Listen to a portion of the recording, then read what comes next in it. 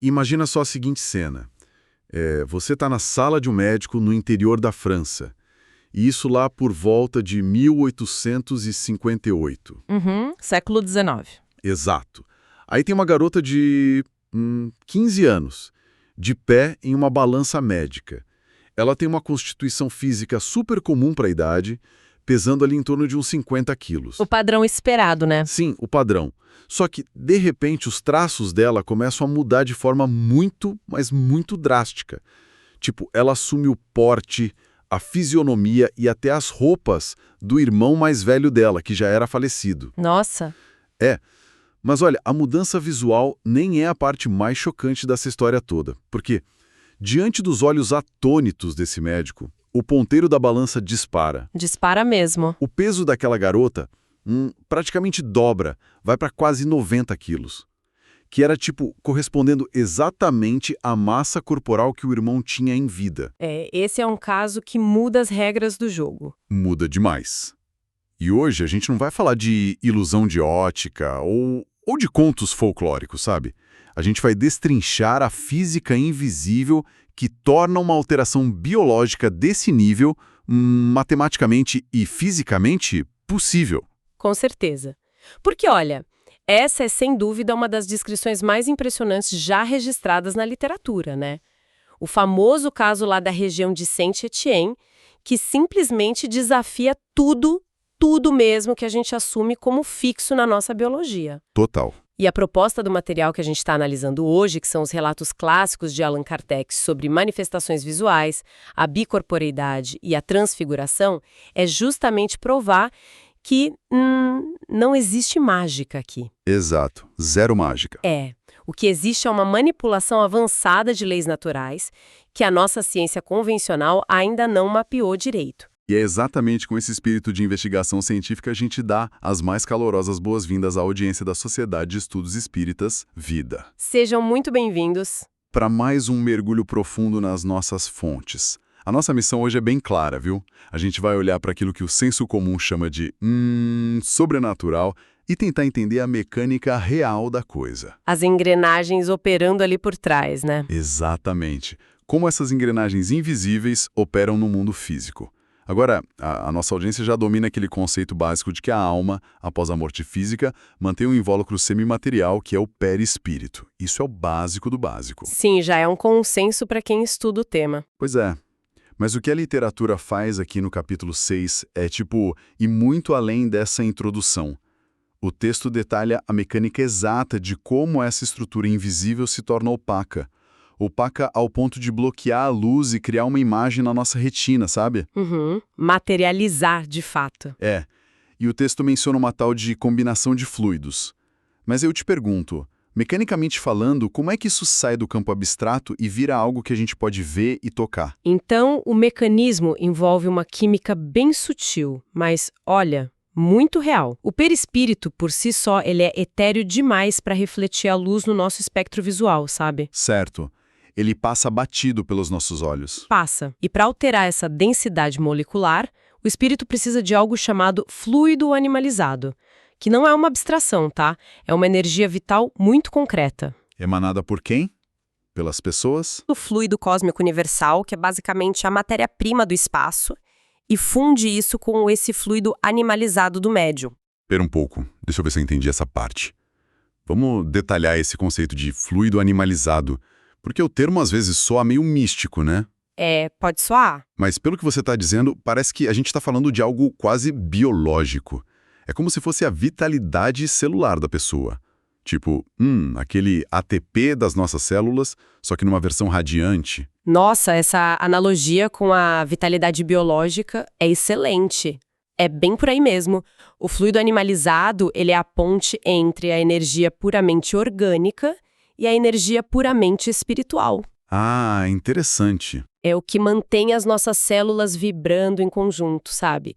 Então, quando o espírito capta essa substância emanada pelo médium, ele consegue usá-la como uma espécie de espessante. Espessante. Isso, um espessante para o seu próprio perispírito. Essa fusão altera a disposição molecular do perispírito de forma temporária, ou seja, Ele sofre uma condensação. Entendi. É uma alteração de estado, sabe? Não de essência. A essência continua a mesma. Tá, eu entendo perfeitamente a ideia da condensação. Se a gente pensar, é como o vapor de água no ar do nosso quarto agora, né? Isso. Ele tá lá o tempo todo invisível, Uhum. mas se a temperatura cai abruptamente ou se esse ar toca na superfície de um copo gelado, esse vapor invisível se reorganiza, as moléculas se aglomeram e formam aquelas gotículas físicas tangíveis que escorrem no copo. Exatamente. O invisível vira água de novo. A lógica me parece exatamente essa. Mas aí, olha só, isso levanta uma dúvida prática gigante para quem está acompanhando a gente. Qual? Se é apenas, e eu coloco apenas entre muitas aspas aqui, se é apenas uma reação físico-química de misturar fluidos orgânicos com cósmicos, por que o fenômeno é tão raro? Ah, boa pergunta. Porque, caramba, com bilhões de pessoas vivas emanando vitalidade o tempo inteiro, por que a gente não vê espíritos materializados caminhando no corredor do supermercado? Seria um caos, né? Mas a raridade do fenômeno reside na dificuldade da compatibilidade. A reação química que a gente está descrevendo aqui exige uma afinidade fluídica absurdamente específica Específica como? entre o espírito que deseja se manifestar e a pessoa, né, o médium, que está fornecendo a energia. É como tentar achar doadores de sangue compatíveis, sabe? Ah, entendi. Só que num nível atômico e magnético. Se as frequências não batem, a condensação simplesmente não ocorre, por mais que o espírito queira. Não adianta forçar. Não adianta. E além disso, tem um segundo fator crucial que é apontado lá no texto, que é o livre-arbítrio e o foco humano. Como assim? Pensa bem. A visão constante e desregrada do mundo invisível criaria um caos psicológico e social na Terra. Imagina só você tentar dirigir um carro numa avenida movimentada ou, sei lá, um médico realizar uma cirurgia vendo uma multidão de seres intangíveis andando ao redor. Nossa, não ia dar certo. Ia ser impossível manter a concentração na vida física. Totalmente impossível. Portanto, existe uma lei de necessidade que governa essas emissões e condensações. Elas não acontecem a esmo. Elas acontecem com uma permissão superior, normalmente para fins de consolo moral, né? Ou para dar uma prova de sobrevivência, ou para uma comunicação importante. Entendi.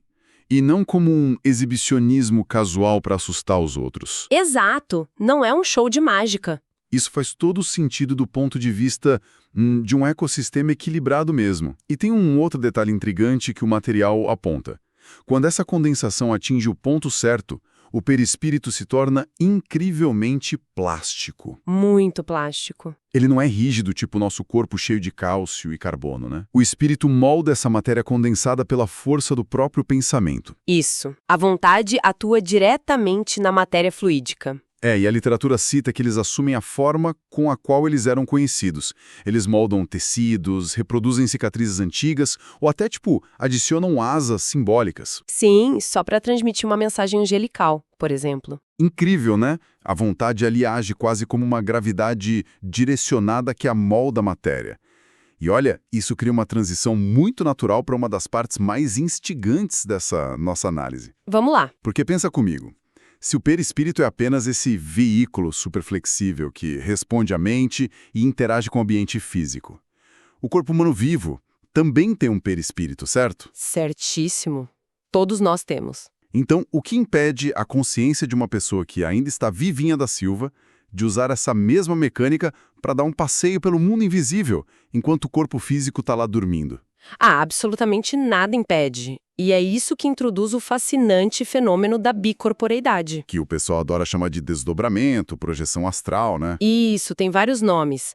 Mas a literatura de Kardec é bem categórica ao afirmar que o princípio mecânico é o mesmo, esteja o espírito vinculado a um corpo vivo ou não. Tá. Ou em estados patológicos, tipo letargia, as funções orgânicas do nosso corpo operam num modo de manutenção.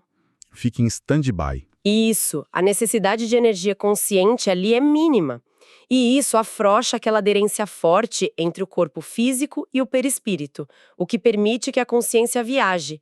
E ao viajar para outro lugar, essa consciência pode repetir aquele mesmíssimo processo químico que a gente acabou de destrinchar. Exatamente o mesmo processo. Tipo, ela pode encontrar um ambiente com fluidos favoráveis, condensar o próprio perispírito e se tornar perfeitamente visível, audível e até tangível, enquanto o corpo original está lá roncando na cama a quilômetros de distância. Pode sim.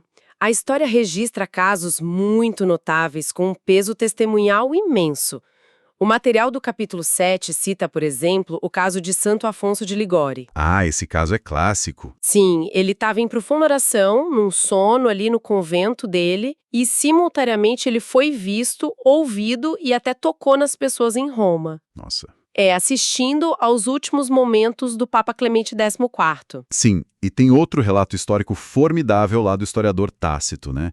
Ele narra como o imperador Vespasiano interagiu com um homem chamado Basílide lá no Egito. Exato. E o grande detalhe dessa história toda é que o Basílide estava gravemente doente na cama a umas 80 milhas de distância, e esse fato foi imediatamente checado e comprovado por mensageiros do Império porque o imperador ficou encafifado com a situação. É fascinante, não é? É quase uma versão orgânica daquelas tecnologias que a gente vê hoje de, sei lá, avatar telepresente, holograma interativo. Boa comparação. Sabe, o servidor principal, que é o corpo de carne, fica lá seguro no quarto, processando apenas a respiração, batimento cardíaco.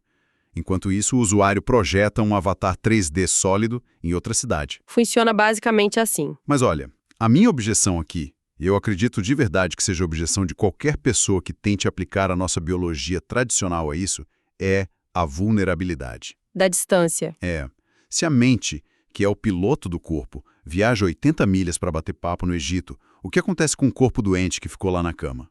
Porque, sei lá, se a temperatura ambiente cai muito, ou se o corpo engasga com a própria saliva, ele não ficaria super vulnerável à morte imediata por causa dessa ausência do piloto? Essa dúvida é muito comum. Ela surge porque a gente tem a tendência de imaginar o espírito e o corpo como algo que se separa, tipo uma chave saindo da ignição do carro. A gente pensa numa separação total. Mas não é. O conceito fundamental que ancora todo esse processo é o do laço fluídico. O famoso laço. Isso. Durante essas projeções bicorpóreas, a reparação não é total de jeito nenhum. Há uma conexão contínua, sabe? É uma linha de vida energética que se estende sem limites de distância física, ligando o perispírito que viaja ao corpo que está repousando. Tipo um cabo de rede infinito que não perde o sinal? Perfeito. Mas me diz uma coisa, de que é feito esse laço? Como é que ele não arrebenta com a distância? Porque 80 milhas é muita coisa. É que ele não é descrito como um cabo material, físico, né? Ele é um campo magnético, hiperelástico e inquebrável por vias normais. Ah, tá. Esse laço atua como um condutor de mão dupla. Primeiro, ele garante que a cota mínima de energia espiritual chegue lá, para manter os órgãos funcionando direitinho.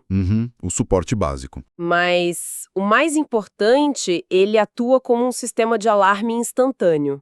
Como assim um alarme? Por exemplo, se houver qualquer distúrbio físico real lá no quarto, tipo alguém entra no ambiente, o corpo engasga, como você falou, ou sofre uma alteração perigosa de temperatura, essa sensação é transmitida na hora por esse laço. Na hora mesmo. Instantaneamente. E aí, o espírito é puxado de volta para dentro do corpo com a velocidade de uma descarga elétrica. Nossa, então não tem perigo de ficar trancado para fora.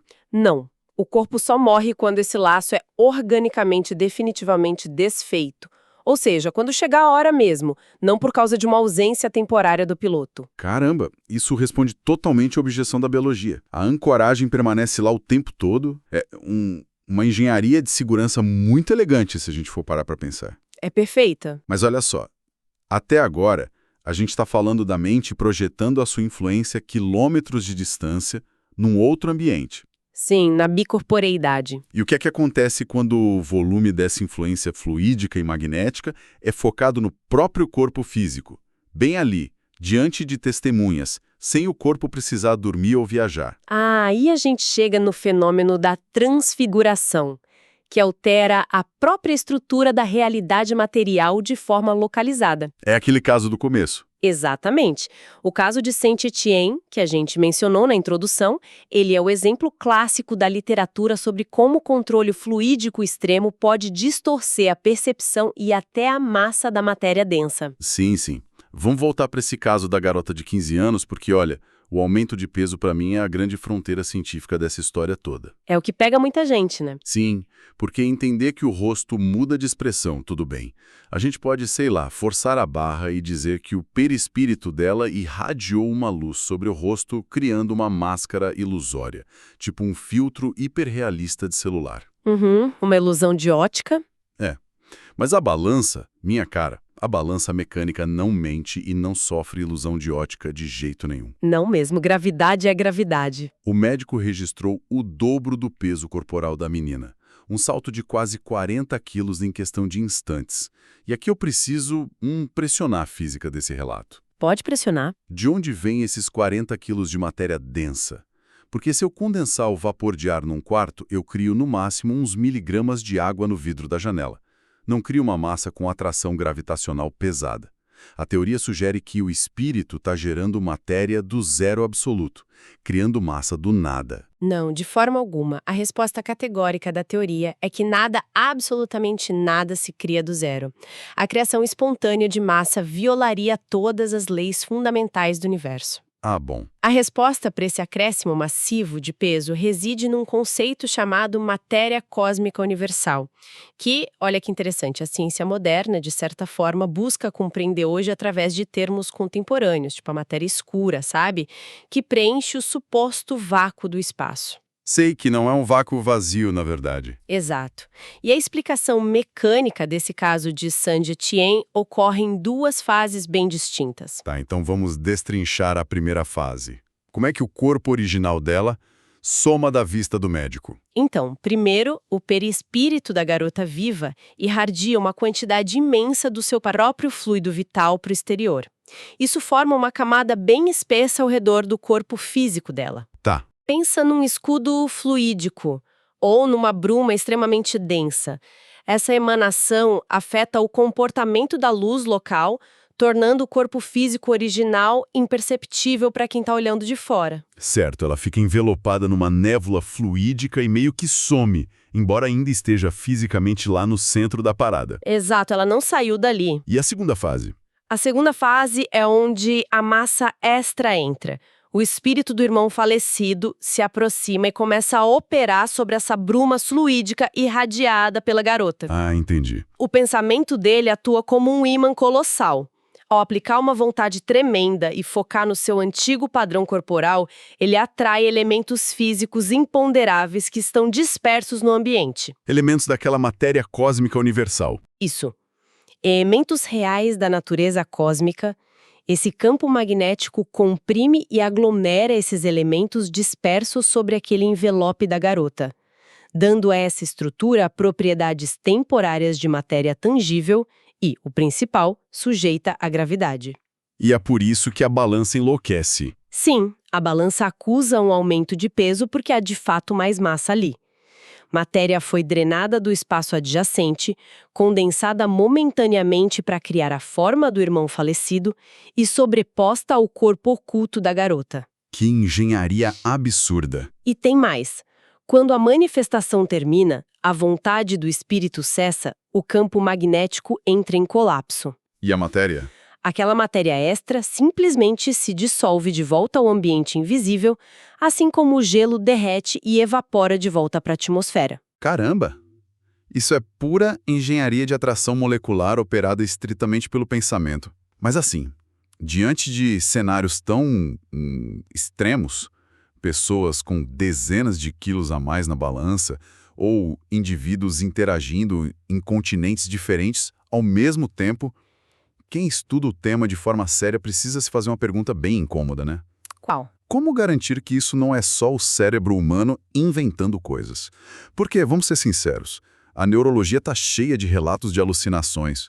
O estresse, uma febre alta ou até o medo profundo podem fazer o cérebro criar imagens perfeitas no ar. Podem sim. Como o material de Kardec lida com essa margem de erro da nossa mente? Olha, de forma surpreendentemente crítica e racional. O autor do texto dedica uma atenção muito rigorosa para desconstruir o que é fisiológico antes de sequer considerar qualquer causa astrafísica. Ele descarta o óbvio primeiro. Exatamente. Ele elimina aquelas ilusões primárias, como as famosas moscas volantes, sabe? Que são aqueles pontos translúcidos que ficam flutuando na nossa visão por causa da própria anatomia do humor aquoso do olho. Tem gente que acha que aquilo é espírito. Ah, clássico. O pessoal chama de glóbulos espirituais, né? Isso. E ele fala, não, isso é orgânico. Mas a grande contribuição do capítulo 6 é a forma superanalítica como ele destrincha a verdadeira alucinação mental. E como a teoria explica o mecanismo da alucinação nesse contexto todo. Porque, para quem está vendo, para a pessoa que está ali sofrendo a alucinação, a cena é real, né? A teoria usa uma analogia muito potente. Ele descreve o cérebro operando como uma chapa fotográfica viva. Chapa fotográfica? Durante a nossa vida, todas as cenas, emoções intensas, crenças profundas e medos ficam gravados nos arquivos do cérebro. Quando uma pessoa entra num estado de exaltação, de trauma agudo ou de uma doença nervosa, ocorre um curto-circuito na relação entre o espírito e a realidade exterior. A alma perde momentaneamente a capacidade de julgar os estímulos que vêm de fora e passa a ler compulsivamente o seu próprio arquivo interno. Ah, entendi. Então a pessoa enxerga monstros, entes queridos ou luzes. Não porque essas coisas estão fisicamente lá no quarto, mas porque a mente está reproduzindo os arquivos num loop constante, sobrepondo essas imagens gravadas à realidade. Entendi perfeitamente. Então a alucinação seria o equivalente a... Pensa num celular. É como abrir o seu telefone, perder a conexão com o Wi-Fi e com a internet e começar a reproduzir fotos antigas da própria galeria de imagens. Tudo meio misturado, com os filtros distorcidos e a pessoa achando que está vendo uma transmissão ao vivo de fora. Exatamente. É uma experiência puramente interna e encapsulada na própria pessoa. Mas, diante disso, qual é o protocolo de verificação, então? Como a gente atesta que não estamos apenas deslizando a tela da nossa própria galeria mental quando a gente presencia algo assim no mundo real? O critério de ouro aqui é o impacto objetivo. A física do fenômeno atua como uma vacina contra a teoria da alucinação. Como assim? Uma alucinação, gerada apenas na mente de uma pessoa doente, jamais poderia exercer atração gravitacional e fazer uma balança mecânica a registrar 90 quilos. É o cérebro sozinho não muda o peso das coisas. A chapa fotográfica do cérebro não cria massa. Além disso, tem o critério da testemunha múltipla, que é muito importante. A confirmação de terceiros. Isso, porque uma alucinação é idiosincrática, né? Ela é um delírio particular seu. Quando o Santo Afonso de Ligório foi visto lá em Roma, ele não foi visto por um indivíduo isolado que por acaso estava pensando nele. Ele interagiu organicamente com dezenas de pessoas presentes. E conversou com todo mundo. Participou de ações concretas e trocou informações que não tinham sido combinadas. Então, a prova definitiva para afastar a ideia de alucinação é a existência de dados novos, uma inteligência que seja independente do observador e a quebra de regras biológicas mensuráveis no nosso mundo objetivo. Sensacional. E é muito interessante notar que toda essa investigação detalhada que a gente fez hoje aponta para um único grande diagnóstico. Qual? O de que o manual de regras do universo físico que a gente tem hoje não está necessariamente errado, mas ele está incompleto. Ele contempla só a superfície tangível da coisa e falha ao descrever essa profunda mecânica fluídica que, na verdade, sustenta toda a matéria. Com certeza. Ele precisa ser expandido. Pois é. E quem ouve a gente e estuda esse material com atenção acaba passando por uma reconfiguração mental profunda, não acha? O medo instintivo de fantasmas, do escuro e até da morte tende a derreter, porque aquele conceito folclórico de sobrenatural simplesmente desaparece. Ele perde a força. Ele é substituído pela ideia de um natural expandido, um ambiente que é povoado por inteligências que interagem através de leis dinâmicas, combinações moleculares super sutis, campos de força magnéticos.